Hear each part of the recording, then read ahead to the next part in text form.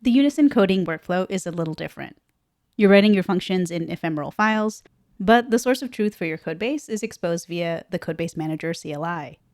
It involves some amount of back and forth between windows, and it can take time to reorient your programming practice away from using a file tree as you work. Here are some things that I've found to be helpful in speeding up your workflow. Number 1, use the fuzzy find, or FCF, command line utility. If you haven't used the fuzzy find text completion feature in the CLI, it's one of the most helpful features for exploring Unison code. It's invoked by entering a command with no arguments. I particularly like it when paired with the view command for discovering what functions are related to a type, figuring out what did I name that thing again, or answering the question, I remember some part of the name of my function, but what namespace is it located in?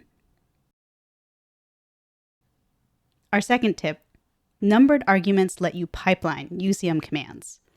Stop typing out the fully qualified names of your arguments in the UCM. Even with tab completion, it can get a little tedious. In our codebase management workflows, it's often the case that the output of one command, for example, looking at the contents of a specific namespace, ends up being needed in the next command, like running a test or editing a function. Numbered arguments support ranges, like 1 through 4, and space-separated values. Tip number 3, upgrade libraries without entering version numbers. The upgrade command takes 2 arguments, the version of the library you're upgrading from and the version of the library you're upgrading to. But if you enter upgrade with no arguments, you'll be dropped into a CLI workflow where you can select the library you're upgrading from first, and then select the library you're upgrading to. That way you don't need to remember your existing version numbers. Tip number 4, edit more than one function at a time. You don't need to bring individual functions into a Scratch file for editing one by one.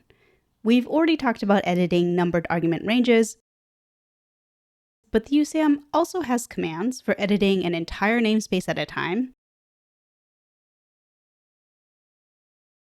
or all of the dependents of a function. We hope these tips will be helpful as you program in Unison.